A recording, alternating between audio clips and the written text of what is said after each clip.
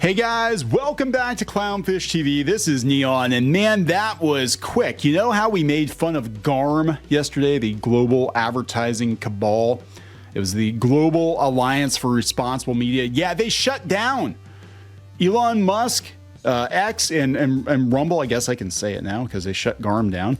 The R Word, that other streaming platform, yeah, they sued, and this cabal collapsed in like a freaking day. Now, do I think that's going to stop boycotts of advertising on certain competing platforms? No, but damn, that was fast.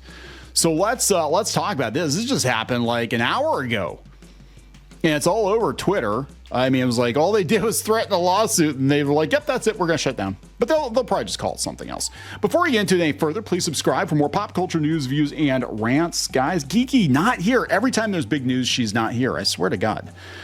She needs to just like live in the studio here, because sometimes we'll go for like a couple days and there's like nothing going on, and then like a day like today, like everything is going on.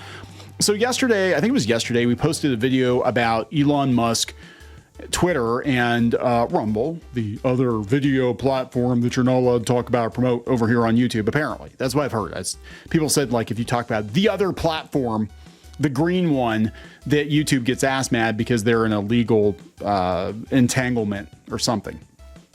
Anyway, they alleged that they were being targeted by this GARM organization, that they were boycotting, telling their advertisers to boycott those platforms for political reasons, and mostly for competition reasons, because, you know, they're direct competitors to, you know, YouTube and Facebook and whatever. But these organizations, we talked a little bit about it, and I guess I can speak to it as, you know, as a website owner. There are multiple watchdog groups out there that work with the big advertising agencies and the big advertising providers to make sure that you know, respectable companies aren't advertising on the wrong websites or advertising on the wrong videos. And, you know, people, the ad agencies, they listen to them. They do. They say, hey, don't advertise on this because you're going to be bankrolling hate. They're not going to do it. Oh, we don't want controversy. And that's kind of what happened. In the case of Twitter, everybody kind of stopped advertising on Twitter once Musk bought it and rebranded it as X. And, you know, one of these watchdogs, it was at Media Matters, I think. They went and they actually manipulated the algorithm to make it look like they were, like Disney was directly advertising on anti-Semitic content or real dicey, you know, white supremacist content or whatever the hell it was, right? And they did that deliberately. And then they went running to Disney like, look, Disney, you're bankrolling hate. And then Disney's like, oh, we're not going to do that. We can't do that. So then they pulled all their advertising. Really, it was more political, I think, because Musk has gone further right in recent years, and they don't like that. They loved him. They loved him when he was the guy who built electric cars, right? But now they don't like him very much. So, you know, especially since he decided that X is going to be a freer, it's not completely free speech, but a freer speech platform. So they tried to turn the money off, and he, of course, told Bob Iger to go F himself, literally told Bob Iger to go F himself, and then the money stopped. Now, weirdly enough, Disney could pay for a gold check, right, which is like $1,000 a month. They were paying for a gold check or something for all their accounts. But, you know, whatever. They weren't going to advertise. So now, yeah, they threatened a lawsuit.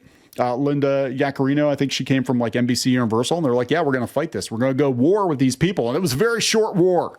We'll go out to Twitter and see the reactions, but here's the article from the New York Post. Shadowy ad cabal GARM shuts down after Elon Musk's X files antitrust suit over censorship. And Google just lost a big antitrust suit, and they have another one coming up next month. They lost one in relation to search. The government said that they are, definitely a monopoly on search. And then in September, they have another one dealing with their advertising practices. And I'm waiting for a bunch of websites, a bunch of digital publishers to get together and sue them because they basically destroyed the whole ecosystem, chasing ad money. They're using AI snippets now in search, and websites are losing 75 to 90% of their traffic because people are never leaving Google to go to these websites. They're just staying on the Google search page because there's the result, the AI snippet. They don't actually link out to or they do link to the sites, but nobody bothers going there. So yeah, it definitely destroyed a lot of businesses, a lot of media businesses. So I'm waiting for people to get together as part of like a class action and go after Google. But let's talk about this. GARM, the left-leaning advertising cabal accused of conspiring to suppress conservative outlets, was reportedly disbanded on Thursday, just days after Elon Musk slapped the group with a federal antitrust lawsuit. The World Federation of Advertisers, God, this sounds so shadowy, doesn't it? It does, which organized the Global Alliance for Responsible Media Initiative, GARM, informed its members that GARM was discontinuing activities according to an email obtained by Business Insider. WFA CEO Stephen Lork said in his email the decision to shutter GARM was not made lightly and cited the initiative's status as a nonprofit with limited resources. Basically, we're too broke ass to fight Elon Musk and Rumble, which is Peter Thiel. So, and those guys go way back, and I think they worked on PayPal together back in the day. But they're super rich, and they're pissed off. And they're like, yeah, you know what? You don't get to do this, right? This needed to happen like 8 years ago. GARM came under fire last month after a damning House Judiciary Committee alleged its radical executive coordinated a campaign to stifle free speech and restrict ads to a slew of news outlets and online platforms, including the Post. So yeah, so the New York Post, that's interesting. So the New York Post was actually copying this too. And that's what I'm talking about. They actually do.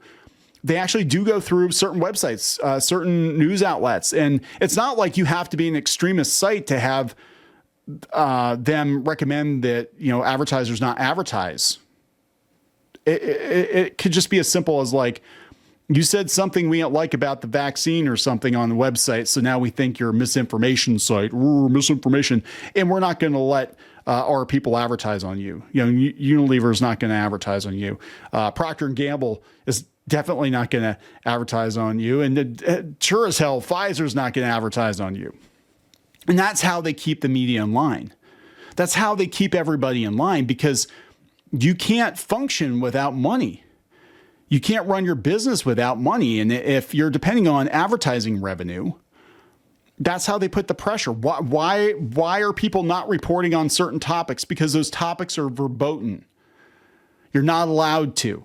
And again, I can tell you for a fact, there are some advertising networks out there that work with websites, some of the bigger ones. And I don't know if it's so much the case now, but it was a couple of years ago during the pandemic that they would go through and audit your website, and they would not run ads on certain pages or certain topics. And if you had too many pages that were not kosher, then, you know, you might lose your advertising.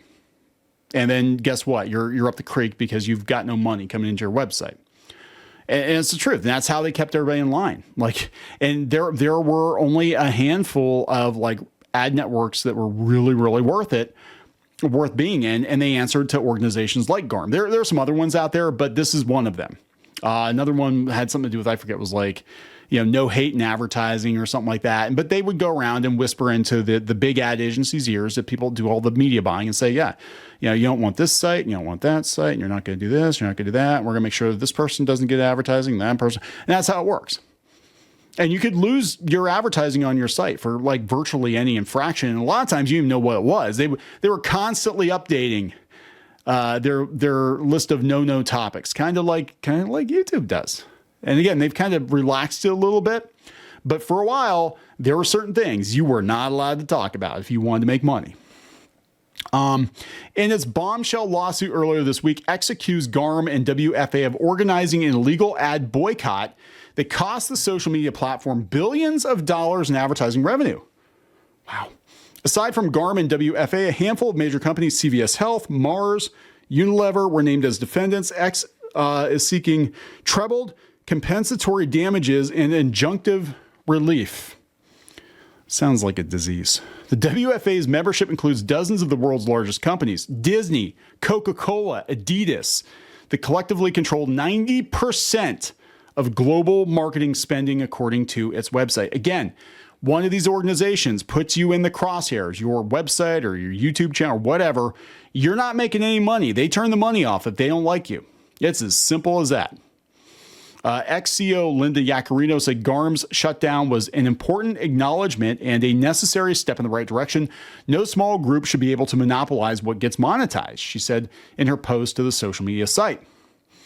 Lurk, is that his name? Mr. Lurk from GARM? God, this is a James Bond movie. Mr. Lurk said in an email that WFA and GARM would still fight X's lawsuit in Texas federal court. Good luck with that, it's Texas.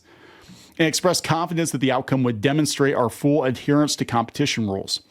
When reached for comment, a WFA spokesperson said the group would share a statement on its decision shortly. In an interview with the Post, House Judiciary Chairman and Representative Jim Jordan, called GARM's demise great news for freedom, free markets, First Amendment, and the good things, all the good things that make America special. Where were you 5 years ago? Where were you people 5 years ago?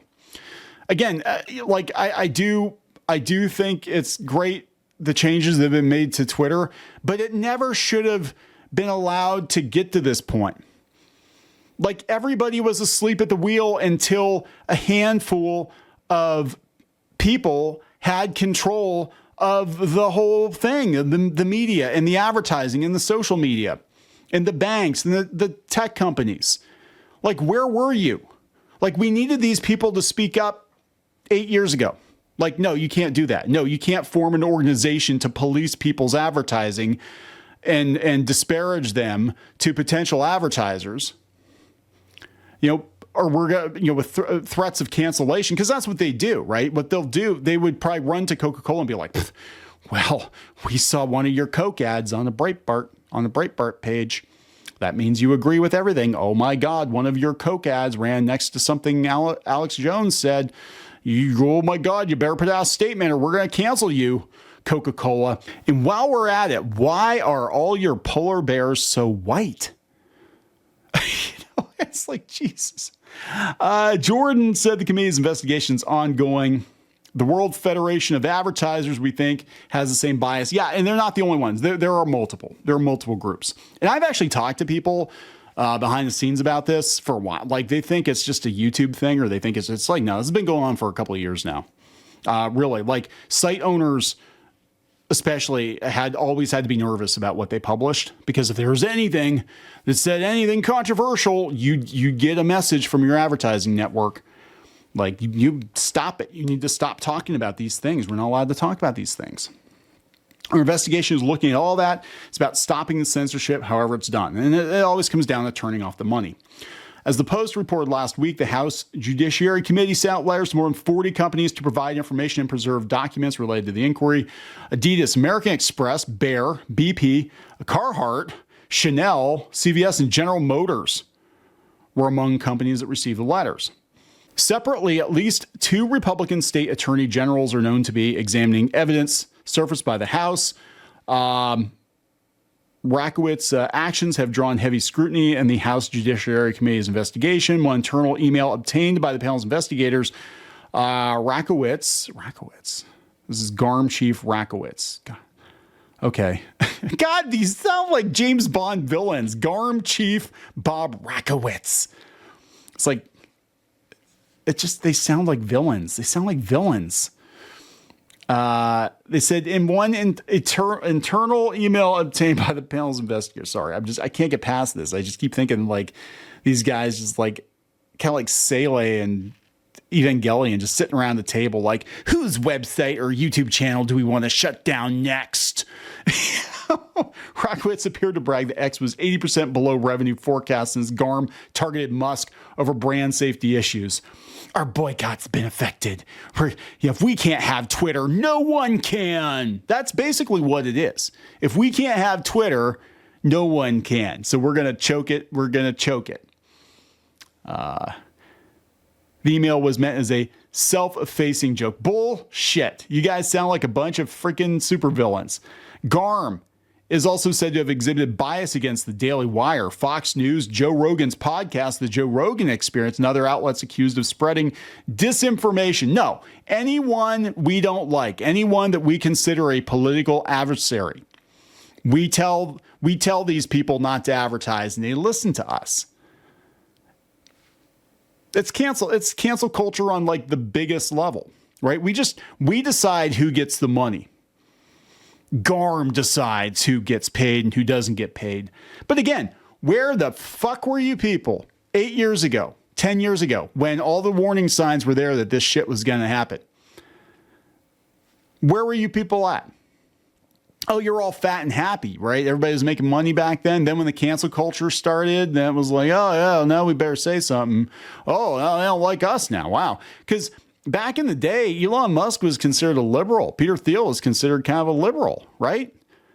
They were like Silicon Valley guys. And then now they're like right-wing extremists. Like all these people that are part of the old internet are now considered like right-wing extremists. It's so wild. It's just so crazy. Again, we needed to do this years ago. The House Committee's probe is centered on whether GARM, WFA, and its members violated Section 1 of the Sherman Antitrust Act. You're going to hear that a lot because that's going to come up with Google, and Google's advertising trial thing hearing is next month. And I think it's going to go crazy. I think that this is going to open up the floodgates for sure.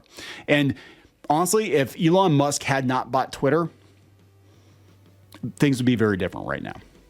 Right. And that's not me being like, oh, Elon, thank you, Elon. No, I'm just saying, like, realistically, if you think about it, Twitter was ground zero for a lot of this stuff, a lot of this colluding, a lot of this cancel culture. And he bought it, and it's not perfect. It's not perfect. And I got a lot of criticisms of the site itself. But if he didn't buy it, all this stuff would have gotten buried. You'd never hear about this because they'd make sure of it. Right. Twitter would have made sure of it because they were working with people like GARM. And there's a freaking cabal of these people. And they want to control media. And we can't let that happen. We cannot let a handful of people determine what you see and hear and experience anymore. We gotta shut this shit down. Right? This person says it has to do with the Bilderbergs. Yeah, it's a very shadowy. And they're just one of several groups. But there it is. This is Chris Pavlovsky from the R Word Place. The World Federation of Advertisers shuts down GARM after Rumble and X filed. Oh no, I said it. Rumble and X filed suit against them. What are they hiding? That's a damn good question. What are they hiding? Because it would go to discovery, right? And we're going to find out who actually is in charge of GARM. It's Cobra Law. And they're working with the aliens. I don't know. I'm just saying. So there we go, guys. Big news day. I'm going to wrap it up. Please subscribe. We'll talk later.